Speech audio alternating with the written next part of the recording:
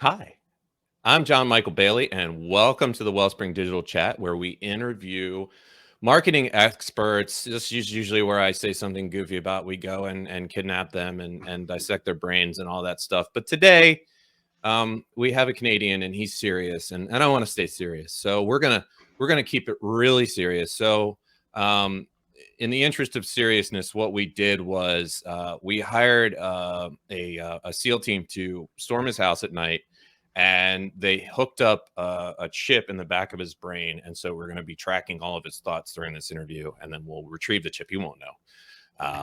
I don't think he can hear me right now, so we're fine. So anyway, today we have one of the best SEO brains out there, even if he is from Canada.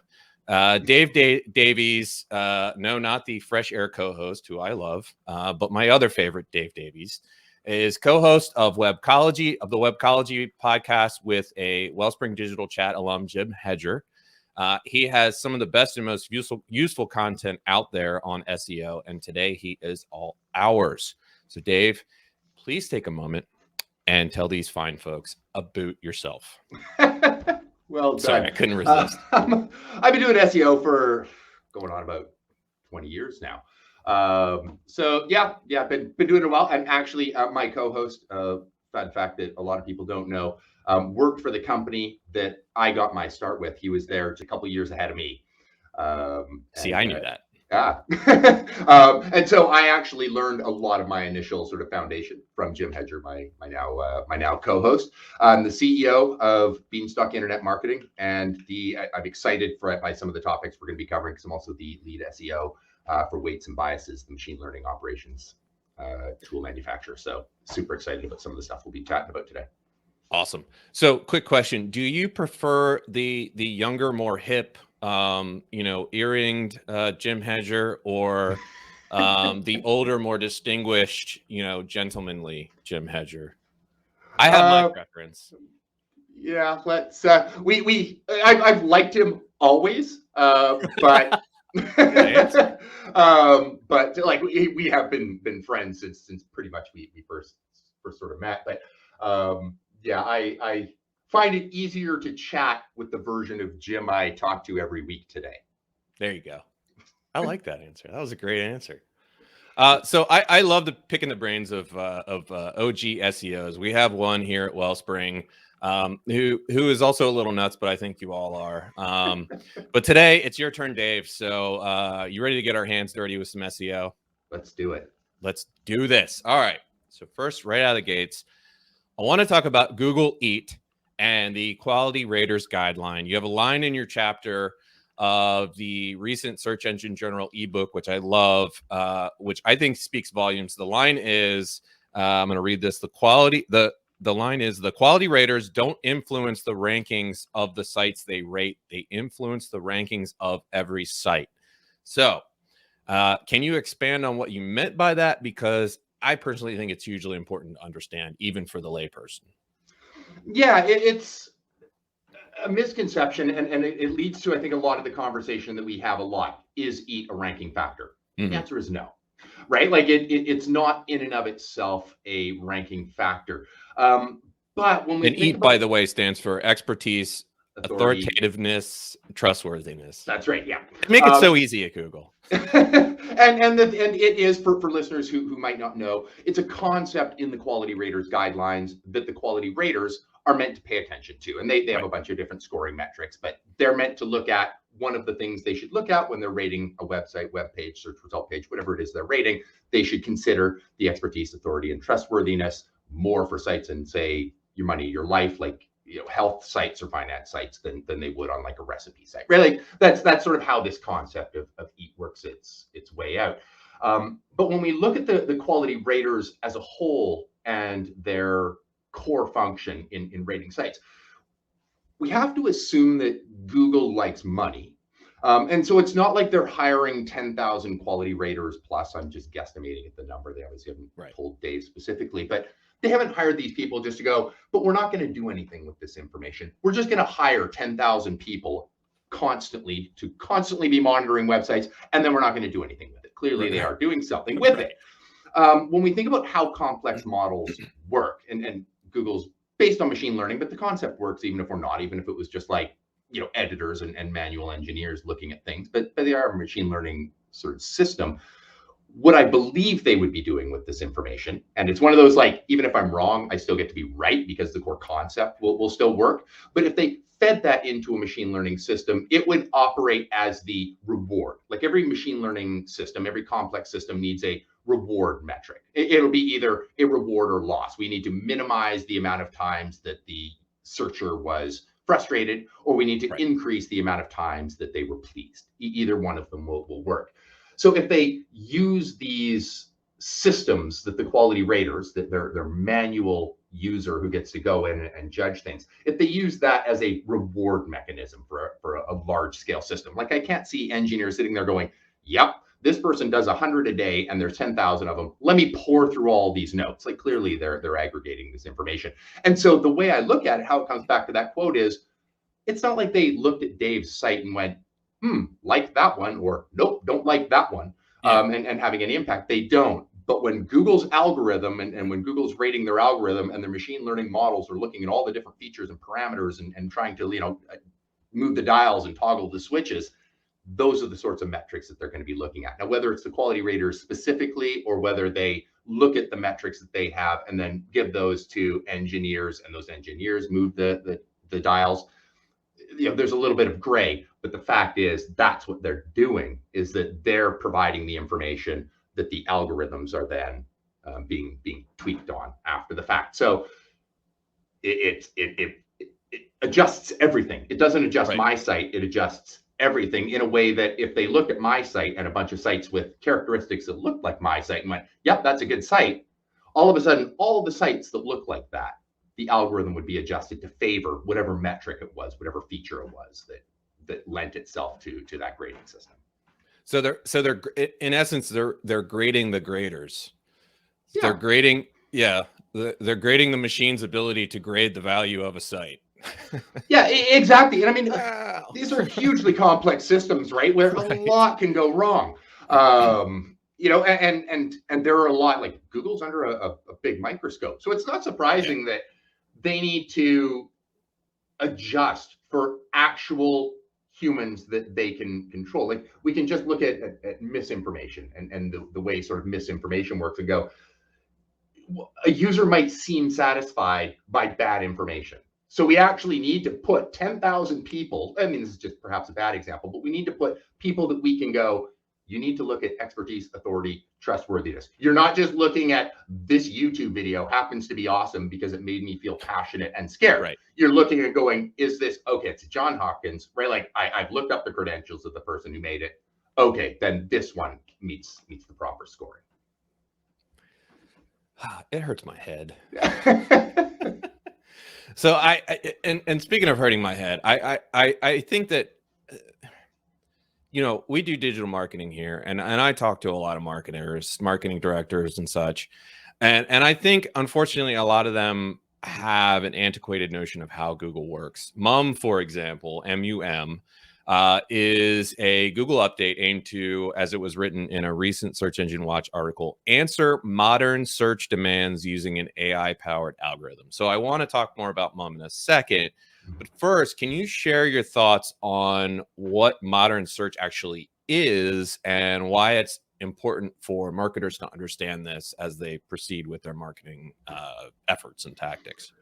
Yeah, like I alluded to earlier, like I've been doing this for quite a while. And I remember the early 2000s. I've been doing it long enough to do that, where I would just target, I needed to have that keyword in there that I was targeting 3.5% of the content. That was just the keyword density that we targeted, and it worked.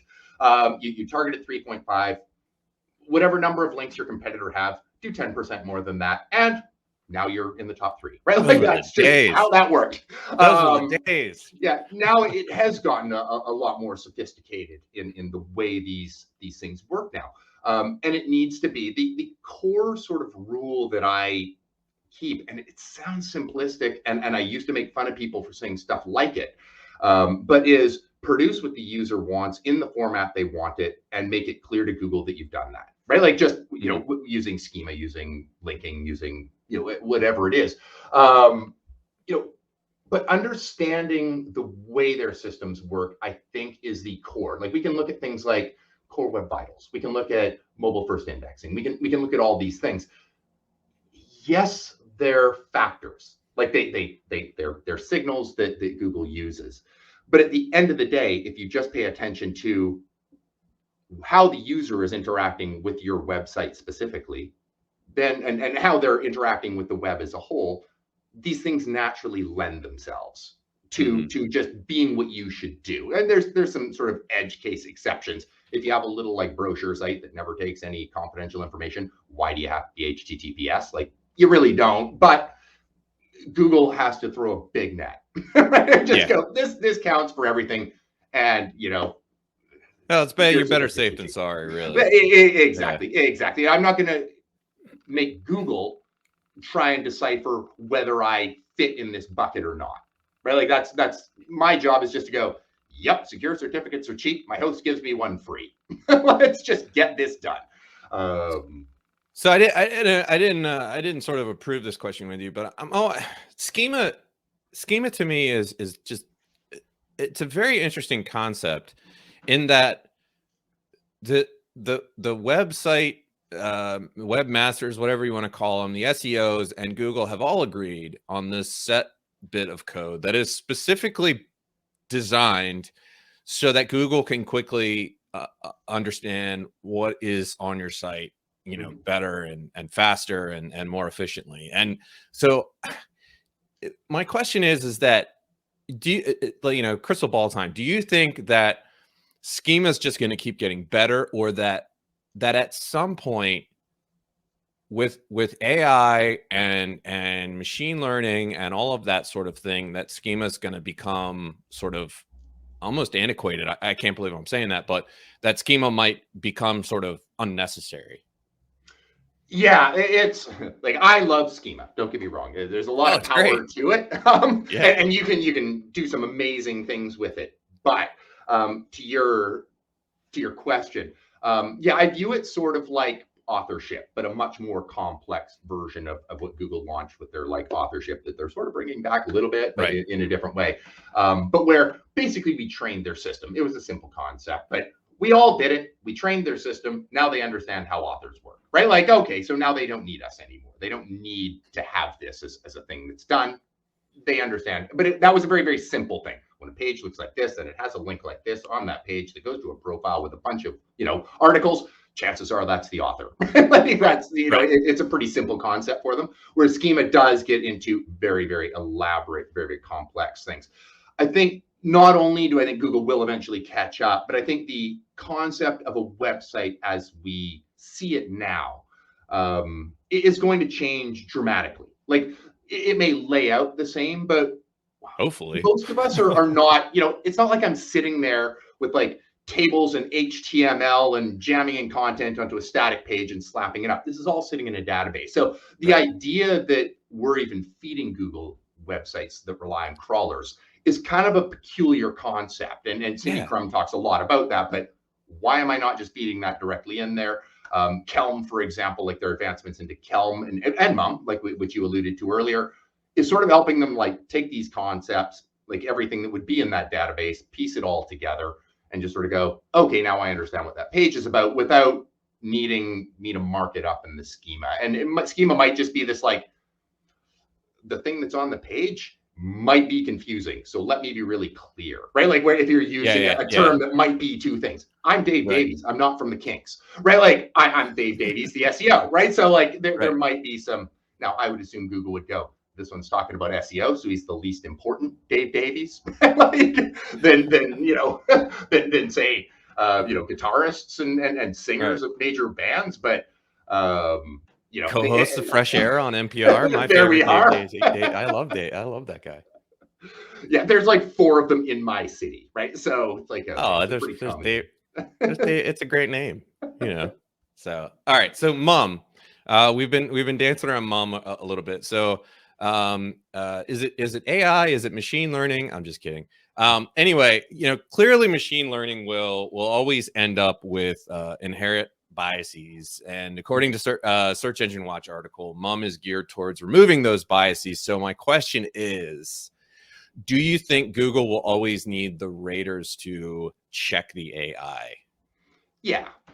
Well, no. You know what? I'm going to circle back and go, no, they will always need a system to correct and check on their AI. So whether it takes human beings sitting there to verify, or whether they use us as the human beings to sit there and verify, that'll rely on, do they come up with mechanisms to understand that when Davies is sitting down at his computer, his bias is skewed this way, right? Politically, but like whatever it might be that they're trying to judge, his bias lean this way, this person's bias lean that way, and then being able to extrapolate from search results and interactions with them what inherent bias there is in that. I don't believe we're close to a time where Google themselves will be able to just sort of send their models through and go, this is a bias like this. Like we can train bias in, and that's part of the problem that we hit when you feed a bunch of images and go, this is a business person. Chances are you've immediately put a bias into it, right? Like if you go, now detect business people in these pictures, we all have an image of what a machine learning system would come up with, and you're probably right? Like in what that if you said just pick one image of what a business person looks like, it's been the bane of my existence when I'm on stock photo sites. So that's the example that I use, is business people always look exactly the same. And that's not the way of it. But those are the sorts of biases that we have. If all of a sudden Google was training their machine learning systems on iStock photo, business people look a lot like me, but not all of them do. Most of them don't. But that's the bias that we're building into these systems. So that is the problem that they face. Is Mum some sort of golden ticket to it? No, I think Kelm. Now, what is Kelm? Kelm basically it uses the knowledge graph, creates triples, which is a weird sort of concept, but it's actually greatly simplistic. It takes two concepts, Dave Davies, SEO, and then joins them with the third in a triple, right? It takes two concepts and goes is, right? Like, so Dave Davies is SEO, right? Like Dave Davies, Dave Davies, owner of Beanstalk. Really, these are the triples that it connects, but it's all from a trusted source, the knowledge graph, right? So it's almost like how a GPS triangulates the position of something. It's sort of putting those 3 points, or maybe not. I don't know. It's actually that's not a bad analogy at all. And then it's grouping whacks of these triples together and going, there's a bunch of triples about Dave Davies, for example, and it'll collect all of them and go, oh, okay, we know all of this. And so it's creating this big view of what Dave Davies is, and it'll be different than a different Dave Davies. Is Google the Matrix? Don't answer that. Yeah. Go ahead. If you want to, you can answer. They're watching. So there's been a lot of talk lately about Google's Core Web Vitals. Carl Hindle, our in-house SEO, is obsessed with it lately, and it is a ranking factor. And what we're really talking about is website usability here, in terms of speed, in terms of ease of use, in terms of quickness of use.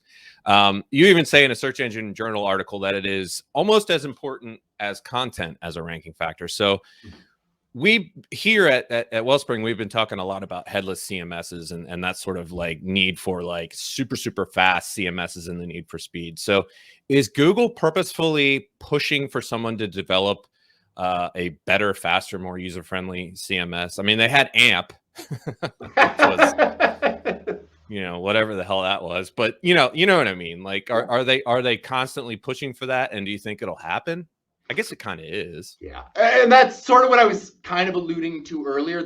They're catching up. Their ability to render, like JavaScript is sort of the current, like we would think of it, and the CMS is like that's what they're sort of built on. Google's not good with it yet. I'm pretty sure they were trying a test just a few months ago that caused chaos for one of the clients that I was working with at the time. They were clearly trying to make a change in their rendering system, and it was failing miserably. It was going horribly, and we had to completely change our pre-rendering system to sort of cater to their new system. And then they pulled that back like a week later, right? So it's just this like peculiar, they never admitted it, but what I mean by all this is they're clearly trying. Like they're clearly trying to get better. And that's sort of the database driven side that I was alluding to earlier, is when they get this down, why are they pre-rendering? Yes, I understand that they need to confirm that what the user is actually visibly seeing actually matches what we're telling them that they're seeing. But if the technology behind just understanding how code would render rather than requiring it to be rendered, or having some sort of trusted mechanism to go, here's the libraries, right? Like it's a WordPressy kind of thing. And then just going, you don't even need to render. You don't even need to know the URL. Here's the content. Send them to this ID reference point and on this view. Sorry? That's what I'm talking about. Like that's what I want. Let's just go to the chase. Let's stop this awkward dance and let's just get right to it, and everybody wins. I don't know, maybe that gives Google too much power. I don't, but but it also would put the power back in our hand, because every I'm mainly a technical SEO. Like, I mean, I do a lot of SEO different things, but technicals might sort of, I guess maybe it's not primary, but it's one of my favorite things, because it's like Core Web Vitals. It's like, check, that's done, and I can see it. Like, I can see what's happening. But I've seen so many crawl problems where it's like, oh, okay, you've got a spider trap, or you've got like where you've got 200,000 pages on a site with 5,000 pages, right? But like just this weird built into your architecture is creating a problem. This would give us the control. Like, yeah, it gives Google some control because we need to serve the data directly to Google. So it would give them a bit of control there because we have to cater to them, but we already do. So that part's fine. Just help me cater to you by going, this is my only important stuff. Just don't worry about anything else. You can send a crawler through occasionally if you need to verify I haven't missed something, but this is my important stuff. So you can basically ignore anything else. And I think there'd be a lot of power, and you make a change, it's just there. Google doesn't need to crawl. It just seems like a really, really, like, I understand there's a lot of amazing tech behind it, but that's what they were doing 20 years ago, right? Like, this seems really antiquated as a mechanism of information retrieval. Ultimately, I think spammers and hackers have ruined our world. Our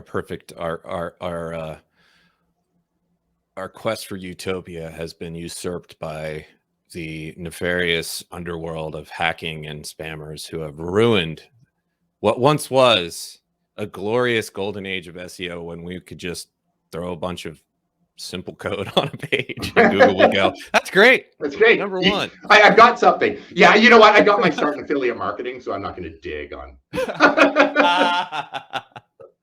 All right, I won't judge you much. All right, so continuing with usability.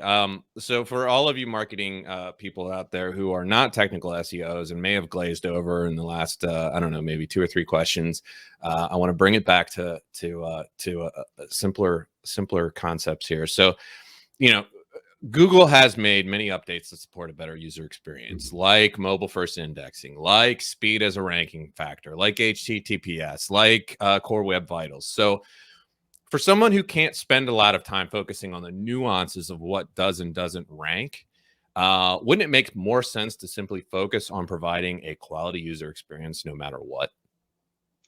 Give the user what they want in the format they want it, and make sure Google understands what it is. That's it. If you just can only do one thing, that will work. Like, understanding little tricks might win battles over like 3-2, or like, which are they're important battles to have, but they're not what will get you from page 10 to position 10. And like, it won't bridge that gap. I mean, there's some battles it probably would, but most of them won't. Any worth having, it probably won't. So yeah, just making sure that you're producing and answering as many questions as possible. And that's where, yes, you can get some tools in there. That's where paying attention to tools like Also Asked, one of my favorites, right? Like, it just like sort of going, okay, these are all the questions that are being asked. Answer the Public does the same thing. These are all the questions that are being asked about a specific topic that I'm writing about. What does Google want to do? They want to make sure that whoever is running that query and clicking that link has their question answered. Right. So look at the formats that they're putting on the page for that query. Do they have images? Do they have videos, et cetera, et cetera? Look at the people Also Asked, or use a tool like Also Asked. Figure out what other questions should I be answering. Answer more of them than your competitors, and you're improving the probability you will be answering that, in Google's eyes, you'll be answering the query for the majority of their users. And that's all they want. Well, I mean, they want to sell ads, but their mechanism to selling ads is making sure that they're satisfying their current users. So it's a win-win. And make sure your website isn't a horrible mess and it loads quickly and it's easy to use and it's easy to find. I mean, I'm always amazed at how many websites are designed. I mean, I was in the web design and development world for 17 years. I project managed, probably thousands of websites, and I was always amazed at how much of the decisions were done by committee based on what the owner wants. Mm-hmm. And it's like, anyway, I just well, and the thing is, like, at the end of the day, you know what it is, right? Like, we all know what it is we want to see. Now we need to go. I'm not the only person, right? Like, when I work a lot, obviously, through weights and biases in the machine learning space. I don't even understand everything that I'm talking about, but I do know whether a query type relates to, is this high school level? Like, this is a person, and they are high school students are learning this sort of stuff, right? Like, is this more geared to them as they're just getting started and they're like, okay, what is natural language processing, or what is computer vision? Like, what is this? Okay, then those are the kinds of questions we need to answer. And then you get into more and more complex, but making sure that you're answering the question not the way you want. Like, if I let one of the highest end engineers who's not learned in how to educate people, they're going to write the wrong content on what is NLP, right? Like, that's just, it's not going to be right. That's not their fault. They would write fantastic upper tier content that's built for, like, okay, you're getting your master's in computer science. This is for you. Like, you're having these problems.